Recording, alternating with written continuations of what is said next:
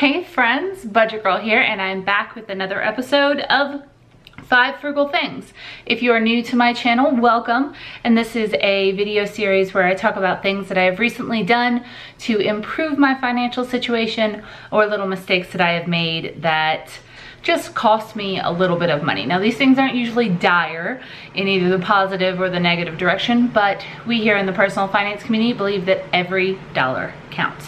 So I do this for accountability and to inspire you to live every single day more frugally. I also like to celebrate y'all's frugal money milestones, when you have paid off a debt or when you have gotten debt free, when you've done something great with money. I think it deserves to be celebrated, so I give you a shout out here on my channel. If you have gotten a recent money milestone accomplished, please tell me about it below and I will feature you in an upcoming video. Okay, so the very first thing that I did recently that was a frugal win was I updated all of my personal files. Now, by this I mean I keep a binder that has all of my medical records, car repairs, personal bank statements, everything like that, and I keep it in one binder and I update it. It has all of Rory's shop records, all of my important information. It's got copies of everything. I essentially think of it as the one binder that I would grab if the house was on fire and I had to run out. I also have scanned copies of this secured in a personal drive and some things encrypted online. So I have access to all of my personal files everywhere. I was a Hurricane Katrina kid. I am meticulous generally about keeping all of my files where I can get access. I can do other videos on that if you want. I don't want to get too much into it, but this binder has so much important information in it. However, sometimes I am not the best at keeping it up. So I actually haven't really updated that binder much other than throwing, new files in there kind of haphazardly in kind of the place they're supposed to be since I moved to Texas a little over a year ago, which is not great. My whole second bedroom in there, which I kind of consider my office, it just kind of had a giant stack of files that I needed to go through, update. I needed to get rid of my old leases. I don't need my lease from when I lived in Arkansas anymore, and update, Rory's files, my files, everything like that. So I took a couple hours and I redid everything and it is now updated. It didn't cost me anything other than the cost of a new binder because I decided to split my tax information into a different one. So just a couple of bucks and I feel much more organized. I feel much more in control. And during this process, I found a check for $7 from when I closed my Arkansas bank account. So I deposited that. So really, I gained $7 by updating my filing systems. Next up, I took 2 fitness classes at the local gym that my employer basically subsidizes. So I took a kickboxing class and a cardio dance class, and they were both completely free to me. A potential savings of $20 if I were paying for it out of pocket, which I wouldn't because that's a crazy amount to pay for a fitness class, but I certainly enjoyed it. I also went to a cheap water park on Memorial Day with Jacob. We both had off of work and we wanted to do something fun. Water parks are great, but the ones that are close to us generally are very expensive. There's Schlitterbahn, which you've probably heard of, which is about $40 to $50 each. There's also Splashtown, once again about $40 each. Most of these places you can't bring your own food in. It's essentially going to turn into a very expensive day.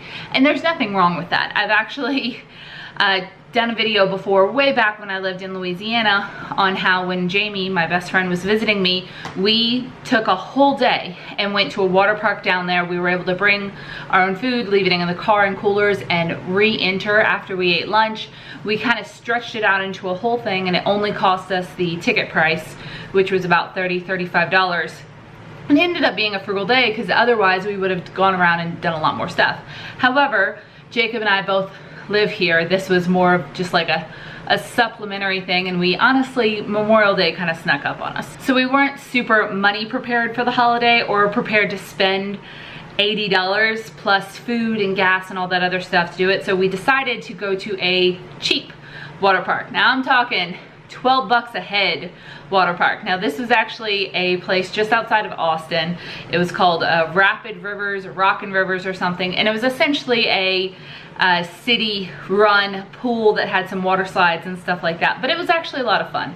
It was very busy. It was Memorial Day. It was overrun with kids, but they had some very good water slides, including a quarry type place where you jump off from like 2 stories in the air. It was terrifying. And another one where they slide you down and you shoot off above at about the same height, and it was good. The only complaint I had was that the lazy river was extremely crowded and claustrophobic, and there wasn't really a like adults pool, as in the deepest pool that they had was 4 feet deep.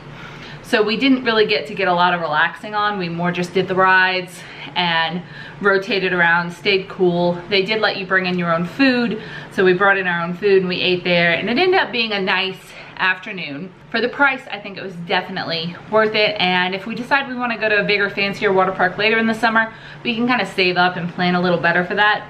It was a great day though. Love it.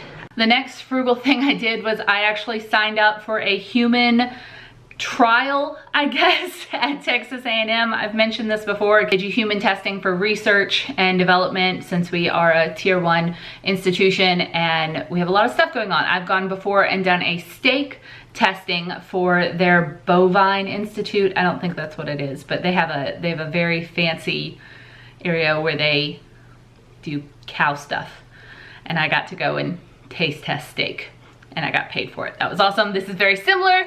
I signed up to go taste cantaloupe for an hour. I'm gonna get paid $20 per session. I'm going to 2 sessions. Jacob is also going, so between the 2 of us, we're going to make $80 to taste cantaloupe for 2 total hours. I am psyched. I love me some melon. I will sign up to get paid to eat food all day. There's probably something inherently not great about that explains something about my personality, but we're just gonna glaze over it. Yeah. And finally, also in the realm of free food, Jacob and I went to a wine tasting event. It was for a local wine appreciation club, and they hosted an open event. We got to try 3 different French wines and learn about their history. It was crowded, but it was fun, and we enjoyed it. Next up, the fails. There were not many this week, which was awesome. The only thing is, and it's not really in my control, is parking permits are going up by $10. I already have to pay $300 a year to park at A&M. It keeps making me think that maybe I should walk or ride my bike to campus, considering that I only live a few miles away. But it's also like 100 degrees in Texas, and I'm not sure I would make it. And also I would have to get up 40 minutes early to then commute sweatily. It's probably worth $310 a year to pay for parking, but part of me would really love to be able to do something different with that money. So let me know what, because I've heard some parking fee horror stories from you guys. How much do you have to pay to park? And maybe it'll make me feel better. All right, and finally, we've got money milestones, my favorite part. You guys have been killing it, and there are a ton of you that have made huge money strides since the last time I posted a video in this series. So let's get through it in baby step order, because I had to organize these. There are so many of you guys. Celtic Lassie finished baby step 1, congrats. Natalie Hansen paid off a credit card. Miss Silly 79 paid off a credit card and a small loan. Nolita 505 paid off her last credit card and is moving on to paying her student loans, so she's credit card debt free. Ashley Featherson paid off a credit card. Amy Q and her husband paid off a student loan, and Sensible Living with Money Mom, a fellow YouTuber, paid off her car. Oh my gosh, you guys are killing it. Now let's talk about the new members of the debt-free club. Rhonda M is debt-free, including the house. Huge internet high five, Rhonda M. Niece Susu is debt-free. She paid down $104,000 worth of debt in 5 years. Damn. Fist bump. Chantel Robb is debt-free. She also just lost her job, but better than better debt-free than to be in debt while job hunting. She says she is so happy that she made it through that before she lost her job, and I hope you find a new job soon that pays even better, and then you'll get to do whatever you want with your money. Rosie the budgeter is debt-free, yay! $48,000 in 25 months, and she did it before her 40th birthday. Internet high five to you, I'm so happy. Jenny Kristen is debt-free, heck yeah. One Amanda 1987 is debt-free, internet high five. And Glova Lova is debt-free and already has $6,000 saved up for an emergency fund. Whoo, like that. When your money's your own, it starts piling up. Next up, Tammy Seller finished baby step 3. Miss Always Blessed finished her $10,000 emergency fund. Right on my heels. High five to you. Keza 73 finished baby step 3. So Noreen In had her baby step 3 done, but then she had $3,000 worth of medical expenses hit her, and she's rebuilding it after paying cash. Now that's something to celebrate. Now a lot of you guys say you get sad when you start building up an emergency fund, whether it's baby step 1 or baby step 3, because you say emergencies start to happen.